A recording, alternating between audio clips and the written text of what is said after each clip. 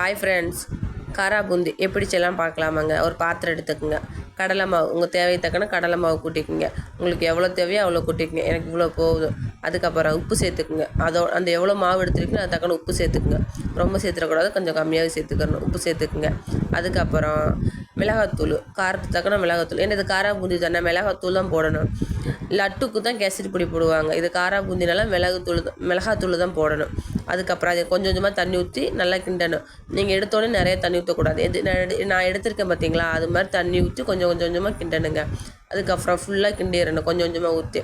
நம்ம எடுத்து விட்டோம்னா ஒவ்வொரு சொட்டா இப்படி நான் விடுறேன் பாருங்கள். நான் விட்ட பிறகு ஒவ்வொரு சொட்டா இப்படி ஒன்று ஒன்றா விழுகணும். அப்போ தான் பூந்தி போடும்போது நல்லா புசுன்னு குண்டு குண்டாக எந்திரிக்கும். நீங்கள் நிறைய தண்ணி ஊற்றிட்டு வச்சுக்கிங்களேன், அது அப்படியே போய் சட்டி கூட அப்பிக்கிறோம். ஒரு கடாயை வச்சு அதில் எண்ணெயை ஊற்றிக்கிங்க. எண்ணெய் கொஞ்சம் தாராளமாக ஊற்றிக்கிங்க. என்ன பெருசாக வச்சுருக்கனால உங்களுக்கு கொஞ்சமாக தெரியுது. நீங்கள் சின்ன கடாயை வச்சுன்னா கொஞ்சம் நிறையவே எண்ணெய் ஊற்றிக்கிங்க. அது நல்லா காயணுங்க. நல்லா காஞ்ச பிறகு நல்லா காஞ்சாதான் அது இப்படி போட்டதுமே புசுன்னு இது மாதிரி எந்திரிக்கும். நீங்கள் சிம்மில் வச்சுட்டிங்க போட்டிங்கன்னு வச்சுக்கோங்களேன், அது பூந்தி இது லட்டுக்கு தான் அது மாதிரி செட் ஆகும். காரா பூந்திக்கு இந்த மாதிரி தான் போடணும். ரொம்ப ஹை ஃப்ளேமில் வச்சு நல்லா போட்ட பிறகு நல்லா எண்ணெய் அப்படியே நல்லா முறுமுறுன்னு வந்துடுங்க. அதை நல்லா எடுத்துருங்க. இந்த பாருங்கள் எண்ணெய் எப்படி அடங்குது பாருங்கள். எண்ணெய் அடங்கின பிறகு அது நல்லா கிண்டி விட்டு இல்லாட்டி முத்து அழகாக வந்துடுங்க. எண்ணெய் அடங்கின பிறகு நம்ம அதை எடுத்து அள்ளிடணுங்க. இந்த மாதிரி ப்ரௌன் கலர் ஆன பிறகு கொஞ்சம் எடுத்து அள்ளிடணும். அதுக்கப்புறம் வேர்க்கடலை சேர்த்து நல்லா உங்களுக்கு எவ்வளோ தேவையோ அவ்வளோ சேர்த்து நல்லா போட்டு எடுத்துக்கிறணும். அதுக்கப்புறம் பொட்டுக்கடலை சேர்த்து நல்லா பொரிஞ்ச பிறகு எடுத்துக்கிறணுங்க.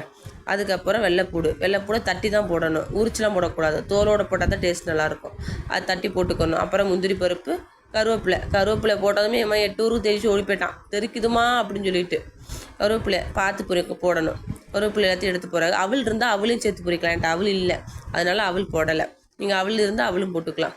அதுக்கப்புறம் காரா பூந்தினால் கொஞ்சம் மிளகாத்தூள் கொஞ்சம் உப்பு சேர்த்து நல்லா கிண்டி விடணும். நல்லா எல்லா பக்கமும் நல்லா கிண்டி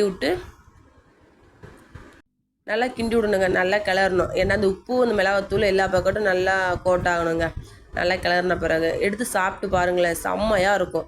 நல்லா முறுன்னு கடன்னு. எங்கள் வீட்டில் செஞ்சதுமே காலியாயிரும், எப்போவுமே காலியாயிரும் செஞ்சதுமே. பிடிச்சிருந்தா ஷேர் பண்ணி கமெண்ட் பண்ணி சப்ஸ்கிரைப் பண்ணுங்கள். பாய், நாளைக்கு பார்க்கலாம்.